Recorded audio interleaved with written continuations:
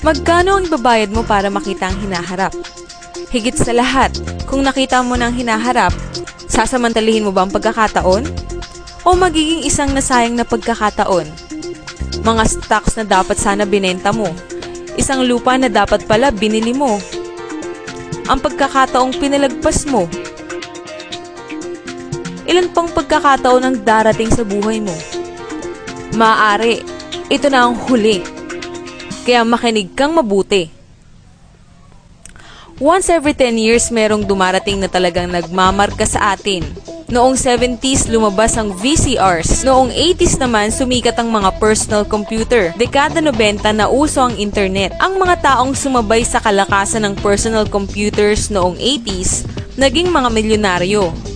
Yung mga matatalinong ginamit naman ng internet upang magpayaman noong 90s, mga bilyonaryo na. Ano sa tingin mo ang mangyayari sa susunod na 10 taon?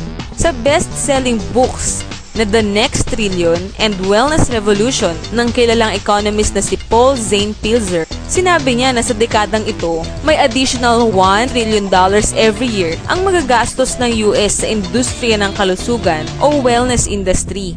Ang mga healthy people ay bibigyan ng mga products that will make them feel even healthier, look better, at pababagalin ng epekto ng pagtanda o para maiwasan ang development ng sakit. Isipin mo, 20 years ago, hindi mo man marinig ang tinatawag na wellness industry. Pero ngayon, nagkakahalaga ng mahigit kumulang sa $300 billion ang yearly sales sa industriyang ito sa US. Halos kaparehas ng bentahan ng sasakyan sa US. Ngayon, ito ay nagkakahalaga ng $300 billion kada taon. But by the end of this decade, $1 trillion na ang halaga nito. That's equivalent to $1,000 billion a year. Para sa hindi mahilig sa math, lalago ito ng 300%. Paano mangyayari ang ganung paglago? Paano nalaman na lalago ito ng ganun? Dahil yan sa mga baby boomers. Naririnig mo na sila this past 20 years. Sila ang mahawak ng ating economy for over 20 years. Ito na ang tamang panahon para makasama ka dito. Ang mga baby boomers ay umiidad 40s and 50s. Ito ang mga taon ng kalakasan ng kanilang pagkita. Mas maraming dollars at maraming panggastos. Ang mga boomers ang nagpalago sa housing industry, SUVs, personal computers at internet. In short, ang mga baby boomers ang bumubuo sa 6 trillion ng $12 trillion economy ng US. Although less than 30% sila ng US population, binubuo nila ang kalahati ng gross domestic product ng US. Higit sa lahat, nakahanda silang magdagdag ng 1 trillion sa $6 trillion na ginagastos nila para mapanatili ang isang bagay na higit pa sa kanilang SUV, kondo o computer man. Ang kanilang kabataan. Kabataan, anti-aging, health, wellness. Yan ang next big thing. Sa pamamagitan ng kanilang pagpapatakbo ng kanilang buhay, ang mga baby boomers ay gumagawa ng isang revolusyon sa wellness industry. At ito ay mabilis na nangyayari. Tignan mo lang kung paanong ang mga pagbabagong inaabot dati ng mga 10 taon, ngayon nangyayari na lang in a few years or less. Nung maimbento ni Henry Ford ang Model T noong 1908, inabot ng 70 years bago naging $1 trillion ang industriya ng mga sasakyan. Nang ilabas ng IBM ang pinakaunang personal computer noong 1981, inabot lang ng 10 years upang maging $1 trillion ang computer industry at malagpasan ang industriya ng mga sasakyan.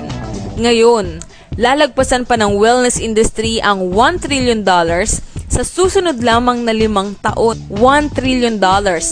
That's $2.7 billion every day, $114 million every hour, $1.9 million every minute. Noong 1990s, umakyat ang bilang ng mga pamilyang milyonaryo sa US. Mula 3.6 million, naging 7.2 million millionaire families. Ang prediction ng ekonomistang si Pilzer, madaragdagan ng another 3.6 million families ang magiging millionaire sa susunod na 5 taon. Marami sa kanila magmumula sa wellness industry. Paano ka makakasama sa paglagong ito? May 4 kang paraan. Una, bilang isang practitioner. Ikalawa, bilang isang manufacturer. Ikatlo, bilang isang retailer. O pang-apat, bilang isang distributor. Ang mga practitioners gaya ng mga doktor, massage therapists, chiropractors at naturopathic healers ay may malaking pag-asang yumaman. Yan ay kung kaya nilang bayaran ng kanilang mga personal loans, insurance companies at iba't ibang hulugan. At kung kaya nilang ipagpalit ang oras at panahon nila kahit sa kanilang pamilya para sa pera. Maganda rin maging isang manufacturer. Iyan ay kung may daan-daang milyon ka pang invest sa infrastructures, patents, research, shipping and receiving at kung ano-ano pa. Retailing, tignan natin. Meron kang pambayad sa franchise fees? Kaya mo ang 7 araw na pasok kada linggo? May pambayad ka sa advertising? Kaya mo mag-monitor ng inventory? At higit sa lahat, mag-aayos ka ng mga problema sa mga empleyado mo? Distribution? Exactly. Dahil ang pinakamalaking kayamanan nitong mga nakalipas na 3 dekada ay nanggaling sa mga taong natutong husayin ang pamamaraan ng distribution ng mga bagay-bagay kesa husayin ang pamamaraan ng paggawa ng mga bagay. Gaya na lamang nila Sam Walt ng sikat na Walmart at Fred Smith ng bantog na Federal Express. Pero kung sina Walton at Smith ay nakahanap ng mas magagandang pamamaraan para makarating sa mga mamimili ang mga produktong gusto at kilala nila, ang mga bagong distribution billionaires ng dekadang ito ay yayaman sa pamamagitan ng pag-distribute ng mga products na mas madalas ay hindi pa kilala ng mga mamimili. Ang mga bagong distribution billionaires gaya nila Jeff Bezos ng Amazon.com ay yumaman sa pamamagitan ng pag-educate sa mga mamimili tungkol sa mga bagong products at bagong pamamaraan ng pag-distribute ng mga produkto. Ito ay tinatawag na business at the speed of thought. Better products, better distribution, mas maganda ang opportunity. Bakit? Dahil mayroong 78 million baby boomers na may $1,000 billion in cash na handang gumastos. Gusto nilang mag-drive ng sports cars, mamasyal, mag-enjoy, ayaw nilang tumanda, at handa silang gumastos para lamang manatiling bata, malusog at puno ng buhay. Sa susunod na 5 taon, ang mga US baby boomers ay gagastos para sa mga produktong may kinalaman sa kalusugan. Mula $300 billion ngayon hanggang $1 trillion every year. Handa ka ba? Ang mga taong nagparinig sa iyo ng video na ito ay magpapakilala sa iyo ng isang pamamaraang subok na at successful.